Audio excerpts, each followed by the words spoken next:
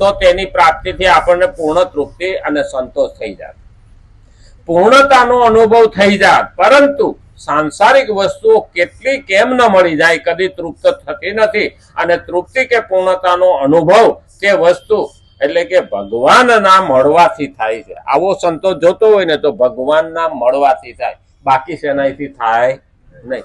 અને ભગવાનને મળવાથી થાય એનો અર્થ જો સમજવો હોય ને તો બજારમાં ફરતા ફરતા કોઈ એકને લાફો મારી જોજો ને હાજે ખાઈને હુઈ જોજો, અને કોઈ એક ભૂખા માણસને જમાડી લેજો અને પછી હાજે ખાઈને હુઈ જજો, બેમાં ફરક આવે કે ન આવે? કારણ કે ત્યાં ભગવાન છે અને ત્યાં આસુરી છે. કારણ કે એ તમે લાફો મારેલો છે એનો આત્મા કચવાટ છે, પણ આને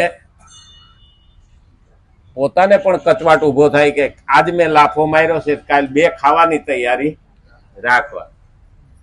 વેરથી વેર વધે અને ક્ષમાથી ક્ષમા મળે. એટલે આના પણ મહત્વ છે, વેરથી વેર વધવાનું. પેલા તો ગામડામાં એવું 20 વર્ષ સુધી વેર હાંસવી રાખતા. એટલે તો મને લાગે આ ગાળો બોલવાનું આવ્યું છે, કોઈક ઋષિ દઈ છે આ ગાળો બનાવનાર. વેદીનો આ સૃષ્ટિ થઈ ને તે દીની આ ગાળો હાલતી છે. નહીતર તો આ કૃષ્ણને એને પેલો કોઈનો દીકરો ને ઓલો ગાળો દેતો હતો, હા શિશુપાલ, હો ગાળો માફ. એ ગાળો બોલતો હોય છે, ગાળો ત્યારે હશે તો બોલતો હોય છે. આપણે અત્યારે બોલીએ કઈ એવું નથી, આગળથી હાયલું જ આવે. એટલે ગાળો બોલવાથી આમ તો ખરેખર જોઈએ ને સાયકોલોજી છે. માણસને અતિ ક્રોધ આવે ને ત્યારે ગાળો બોલે. ગાળો બોલે ને એટલે એનો ગુસ્સો બારો નીકળી જાય, એટલે ખૂન ન થાય. અને જો ગાળો બોલીને ગુસ્સો કાઢતા ન આવડે અને ગુસ્સો ન કાઢતા આવડે ને તો ત્યારે અનર્થ થઈ જાય. 7 મિનિટના ક્રોધમાં 20 વર્ષની સજા થાય એવો અનર્થ થાય. આ યુદ્ધ આપણા ખૂન થતા હોય ને એ ફક્ત 5 થી 7 મિનિટમાં જ હોય. એટલે શાસ્ત્ર એવું કે છે, સાયકોલોજી એવું કે છે, આપણું શાસ્ત્ર પણ એવું કે ઘટનાથી તો આઘા થઈ જાઓ. જ્યારે જે બીના બની છે ને એનાથી તમે આઘા થઈ જાઓ, એ સ્થળ બદલી નાખો એટલે ક્રોધ આપમેળે શાંત થઈ જાય. આ ઉભરો છે દૂધનો, હેઠેથી અગ્નિ કાઢ નાખો એટલે દૂધનો ઉભરો બેસી જાય.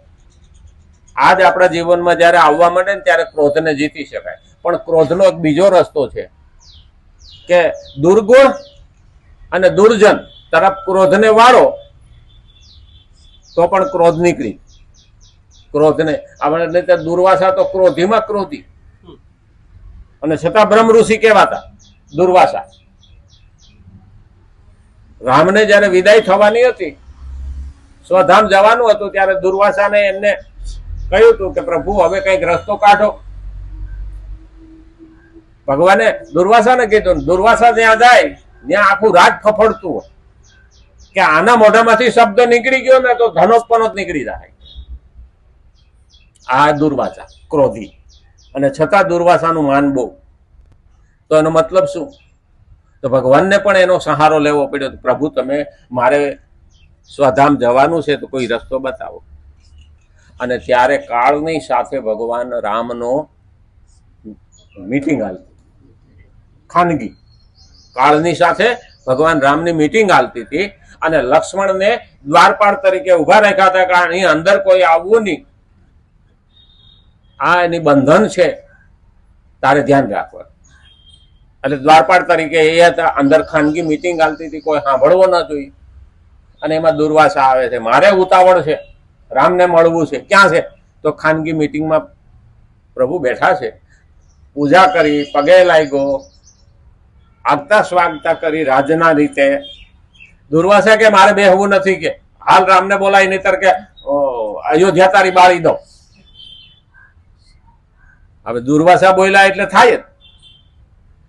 આખી અયોધ્યાની આ નગરીની વસ્તી કે નષ્ટ થઈ જાય, મને મંજૂર નથી. લક્ષ્મણ કે, અને જો પોતે અંદર જાય, કાયદો તોડે, તો લક્ષ્મણને મૃત્યુદંડની સજા.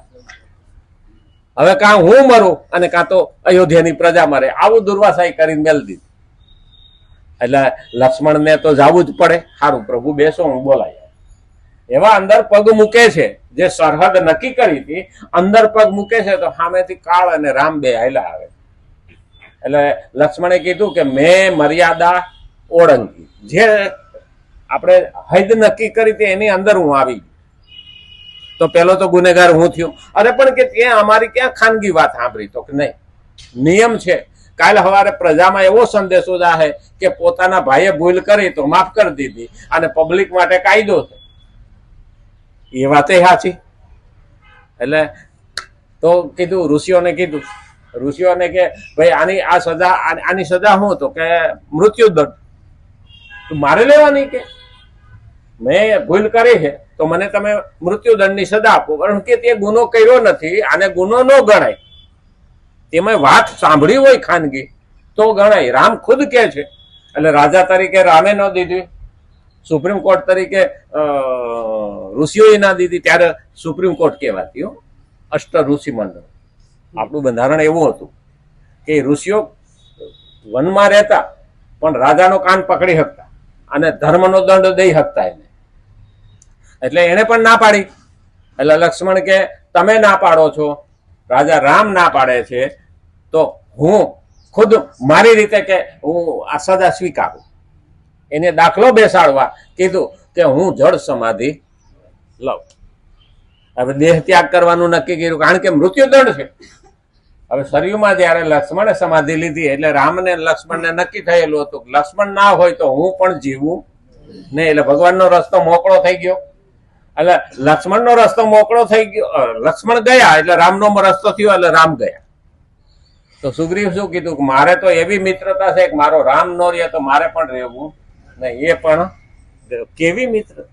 ખરેખર રામાયણને જયારે વાંચીએ ને ગદગદ થઈ જવાય. આપણને તો આ પ્રસંગ હજી એટલો કહેતા નથી, બહુ મહત્વનો, પણ આજ તો ટાઈમ થઈ ગયો છે.